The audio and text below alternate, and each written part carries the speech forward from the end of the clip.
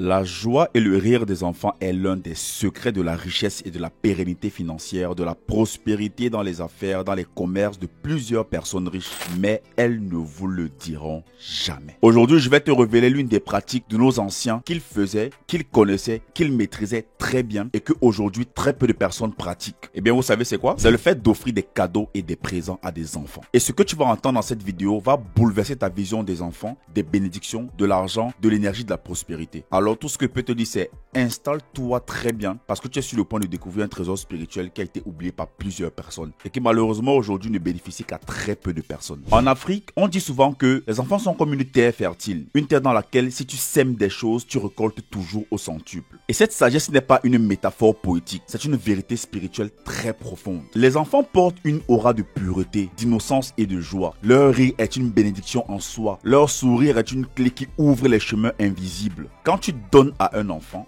tu n'offres pas seulement un petit cadeau immatériel.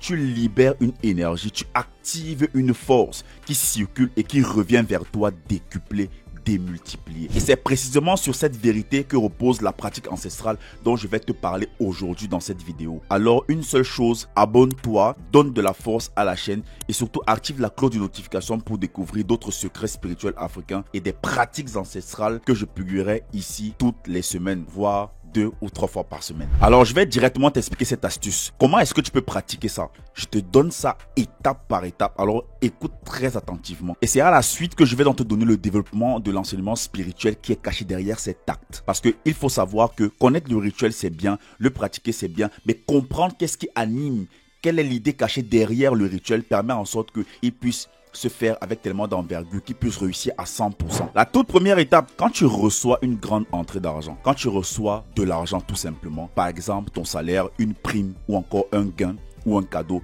tu dois prendre une partie de cette somme d'argent et préparer des paquets pour des enfants. Tu n'as pas besoin des choses luxueuses. Ce sont de simples choses, par exemple des bonbons, des biscuits ou encore des petits jouets. Juste ces choses-là suffisent puisque tout réside dans l'intention et pas dans la quantité. Mais attention, une bonne précision, chaque paquet doit être équilibré. Si tu décides de mettre 10 bonbons et 10 biscuits dans un paquet, sache que tous les paquets doivent être identiques. Et bien pourquoi?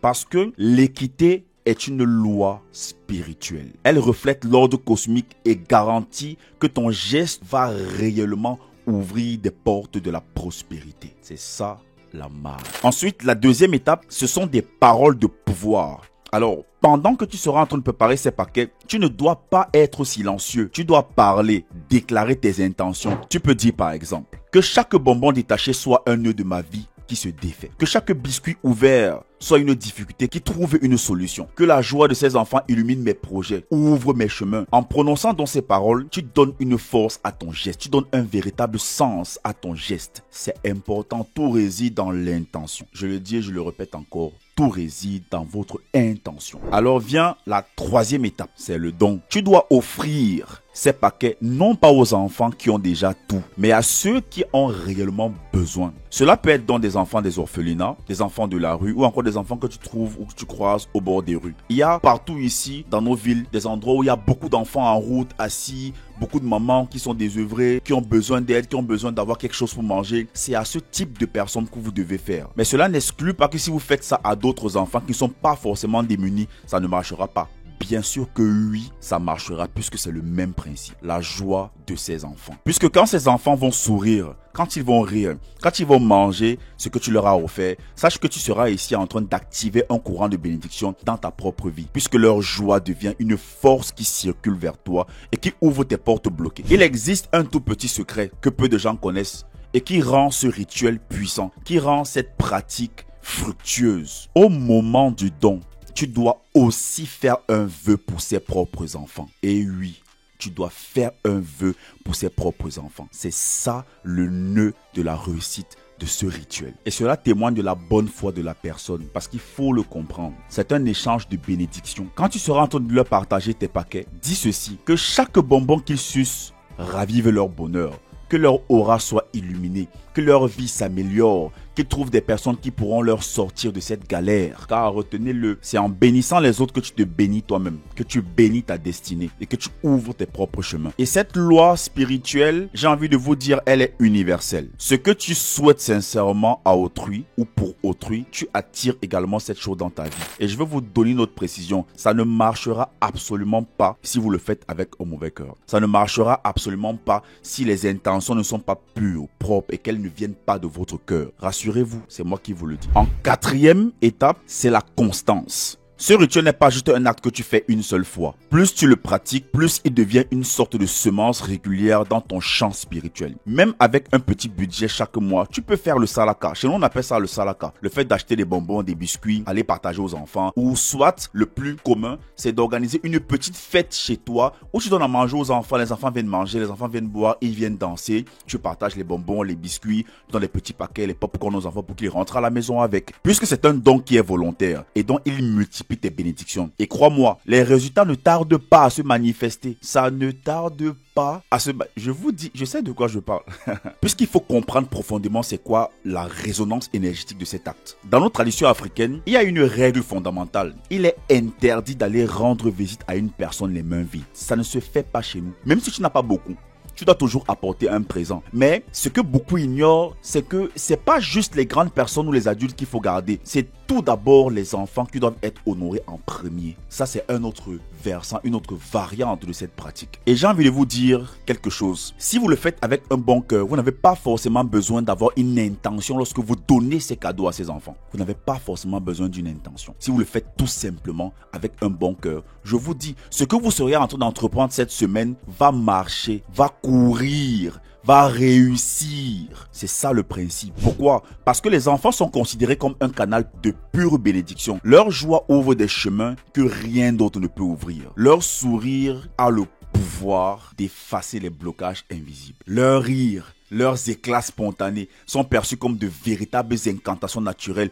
qui bénissent celui qui donne. Alors chaque fois que tu partages quelque chose avec un enfant, tu actives une énergie d'abondance. Tu changes non seulement sa journée, mais aussi ton avenir. C'est comme si le monde spirituel te disait « Tu as donné à ce qui est pur, tu recevras en retour. » Excusez pour la voix, il fallait vraiment que ce soit différent. Et c'est donc ça le cœur de cette pratique africaine. Transformer un simple geste de générosité en une véritable invocation de prospérité pour toi et pour les enfants. C'est la raison pour laquelle chez nous en communauté, les enfants prospéraient toujours. Parce que les parents entre eux se bénissaient les enfants entre eux. Moi j'arrive chez mon frère, chez ma soeur, chez ma voisine, je bénis ses enfants. Et ainsi de suite, quand elle ou lui vient chez moi, bénit mes enfants. C'est pour ça que les communautés étaient fortes et puissantes. Parce que nos gestes, nos actes, ils n'étaient que des successions de bénédictions que nous faisions. Mais aujourd'hui, le monde est tellement devenu pourri, tellement devenu bizarre, tellement devenu compliqué, que lorsque tu vas offrir quelque chose à un enfant, très souvent, si le parent ne te connaît pas, on verra ça mal. Vous voyez comment est-ce que les mentalités ont été biaisées,